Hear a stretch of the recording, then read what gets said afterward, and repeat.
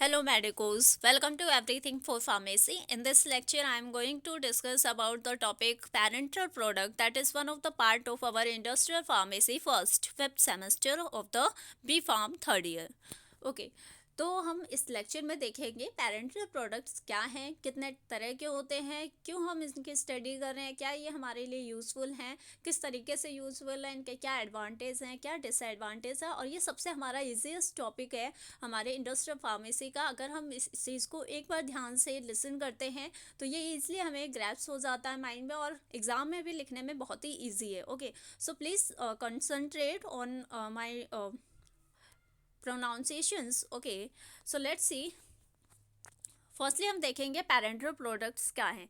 The term parental has been राइव from the Greek words para enteron. अब जैसे कि parental में अगर हम देखें, पेरेंटल दो वर्ड से मिलकर बना हुआ। पैरा मतलब होता है बिहाइंड, हम कह सकते हैं पैरा मतलब दूर होना। ओके, एंड एंट्रल मतलब क्या हो गया कि हमारा इंटेस्टाइन पार्ट जो होता है, स्मॉल इंटेस्टाइन होता है, उसकी बात की जा रही है। या फिर हम बोले एंटेरिक, जैसे कि विदाउट डाइजेशन कोई चीज़ है, कोई ऐसी चीज़ है जो without under going any digestion it goes in our blood. Okay, तो पेरेंटल प्रोडक्ट्स में क्या होता है, ये ग्रीक वर्ड से ड्राइव किया गया है पैरा और the enteron, which means outside the intestine, यानी कि इंटेस्टाइन्स के बाहर। ओके, इंटेस्टाइन के बाहर अगर हम देखें, these are the unique doses form as they are administered by injecting directly into the body tissues. ये ऐसे डोजेस फॉर्म होते हैं जो कि डायरेक्टली हमारी बॉडी टिश्यूज में इंजेक्ट किए जाते हैं थ्रू द स्किन। जैसे कि हम इंजेक्शन वगैरह जो लेते हैं वो क्या है, वो हमारे सारे पेरेंटल प्रोडक्ट्स के अंडर में ही आते हैं, जो कि हम स्किन के थ्रू लेते हैं, म्यूकस मेम्ब्रेन के थ्रू लेते हैं। Okay, parenteral products are sterile preparations and containing one or more active ingredient intended for the administration by the injection, infusion or the implantation in the body. So जो हमारा parental product होता है, ये क्या होता है, हमारा एक स्टेराइल प्रिपरेशन होता है। स्टेराइल प्रिपरेशन यानी कि जो पेरेंटल प्रोडक्ट है उसे माइक्रोवेव फ्री बनाया जाता है, क्योंकि ये हमारे लिए बहुत ही सेंसिटिव होता है। ऐसा इसलिए है क्योंकि ये हमारे डायरेक्ट ब्लड में इंजेक्ट किया जाने वाला ड्रग होता है, जो कि विदाउट किसी डाइजेस्टिव पार्ट से ट्रैवल किए ही वो हमारे डायरेक्ट कहाँ जा रहा है, हमारे ब्लड सिस्टम में जा रहा है। तो अगर वहाँ पे वो स्टेराइल नहीं हुआ, माइक्रोबियल ग्रोथ हुई उस प्रिपरेशन में, प्रोडक्ट में, तो चांसेस है कि वो ट्रीट करने के बजाय हमें और डिसीज़ कॉज करे। सो ये हमारे स्टेराइल प्रिपरेशंस होते हैं and contain more than one active ingredient, जो कि किसके थ्रू दिए जाते हैं, by the injection, infusion, implantation into the body. Okay, next है they are packaged in either single dosages और मल्टी डोज कंटेनर। अब इनकी पैकिंग भी अलग अलग होती है, कई बार ये सिंगल डोज के फॉर्म में होते हैं, कई बार मल्टी डोज कंटेनर के फॉर्म में होते हैं। So let's see types of parenteral product. अब पेरेंटल प्रोडक्ट कितने तरह के होते हैं। The types of the parenteral products are based on the volumes and the state of the product according to USP. Okay, तो हम पहले देखेंगे वॉल्यूम के अकॉर्डिंग हमारे पेरेंटल कितने पार्ट में डिवाइड किए गए हैं। उसके बाद हम देखेंगे कि हमारा जो प्रोडक्ट का स्टेट है वो किस फॉर्म में है, किस स्टेट में दिया जा रहा है।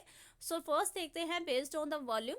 हमारा फर्स्ट होता है small volume parentals. Small volume parental ऐसे पेरेंटल्स होते हैं जो हमें इन स्मॉल वॉल्यूम में दिए जाते हैं। जैसे कि हम बात करें, कुछ ऐसे हमारे कंटेनर होते हैं, जैसे कि 100 ml की हमारी क्या होती है, इन्फ्यूज़न बोतल आती है, तो वो क्या है, हमारे स्मॉल वॉल्यूम पेरेंटल्स होते हैं। वो भी हमारे पेरेंटल के थ्रू ही जाते हैं, यानी डायरेक्ट हमारे ब्लड में दिए जाते हैं through the injection, cannula. Okay, and the ये हमारा है larger volume parenterals. These are the parenteral design to provide fluid, calories and electrolytes to the body.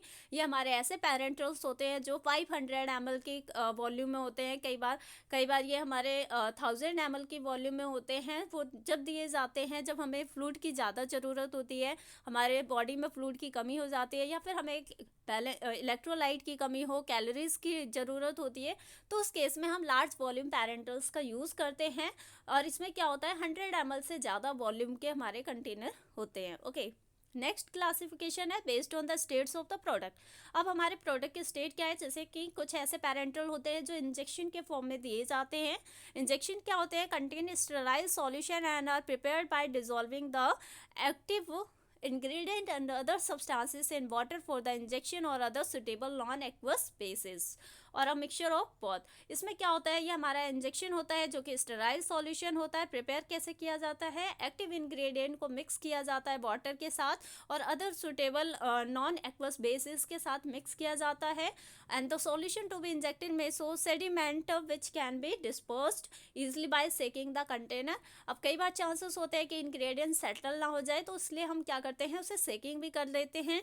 The suspension should remain stable in to deliver a homogeneous dose whenever withdrawal is made from the container।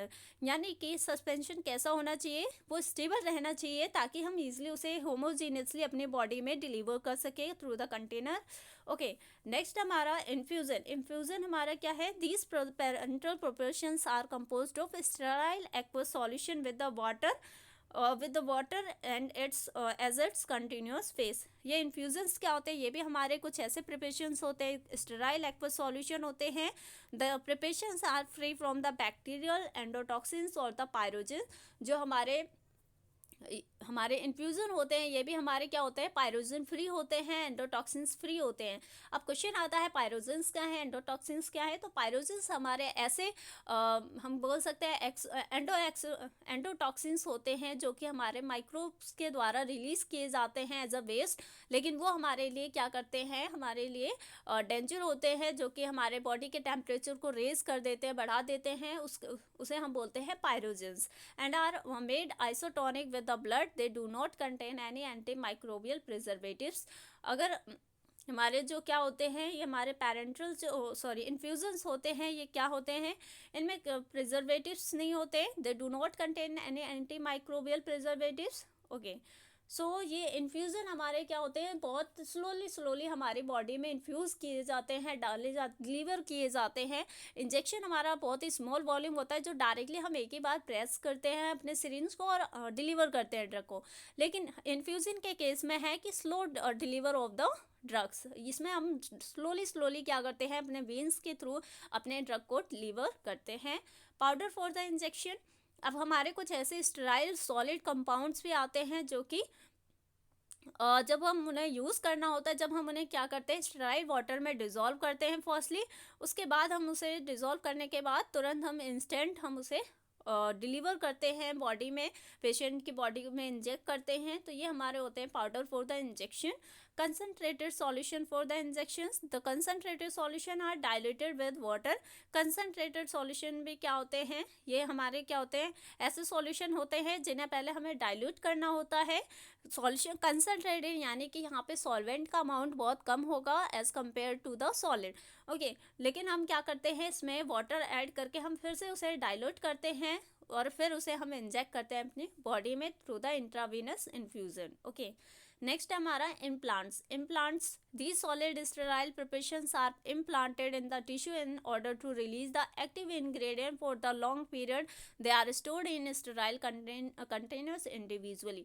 Implants हमारे ऐसे कुछ solid sterile preparations होते हैं जो कि directly हमारी body में tissue में इंसर्ट किए जाते हैं बाय द सर्जन, या फिर हम बोल सकते हैं किसी एक्सपर्ट ट्रेनर की हेल्प से किया जाता है, जो कि क्या करता है, उस सॉलिड प्रिपरेशन को हमारे टिश्यू के अंदर इंसर्ट करता है और उसे वो वहाँ से उस सॉलिड प्रिपरेशन के थ्रू धीरे धीरे हमारा जो एक्टिव इंग्रेडिएंट होता है वो हमारी बॉडी में डिलीवर होने लगता है और ये लॉन्ग पीरियड के लिए वर्क करते हैं। ऐसा नहीं है हमने जैसे उसे इंसर्ट किया बॉडी में वैसे वो अपना एक्शन देके अपना जो भी एक्टिविटी है वो कंप्लीट करके इनएक्टिव हो जाएगा, ऐसा नहीं होता। वो लॉन्ग टाइम के लिए चलने वाला होता है। काफ़ी कुछ हमारे लॉन्ग टाइमिंग होती है, जैसे 1 साल 2 साल। कुछ हमारे कॉन्ट्रासेप्टिव्स भी आते हैं इस तरीके से जो इम्प्लांट किए जाते हैं बॉडी में। ओके, नेक्स्ट हमारा injectable emulsions. Injectable emulsion, these are the liquid preparation in which the drug substance are dissolve और disposed in a suitable emulsion medium. इसमें भी क्या होता है, हमारा जो भी ड्रग सब्सटेंस होता है वो इमल्सन मीडियम में सुटेबली क्या किया जाता है, डिजोल्व किया जाता है।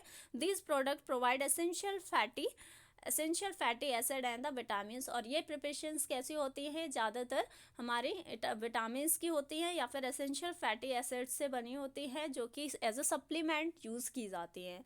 Oily injections, these are used to prepare parental controlled release doses form. Oily injection इसलिए प्रिपेयर किया जाता है अगर हम चाहते हैं अपने ड्रग को बहुत ही स्लो वर्जन में वो अपना वर्क करे, यानी कि स्लोली स्लोली अपना एक्शन दे, कंट्रोल रिलीज हो ड्रग का, तो उस फॉर्म में हम ऑयली इंजेक्शंस प्रिपेयर करते हैं. Okay, so in this lecture we are going to conclude here, and in next lecture we will discuss furthermore about the advantage disadvantage of the parenteral products. Okay, thank you so much guys, and please share with your friends, colleagues. Thank you, medicals.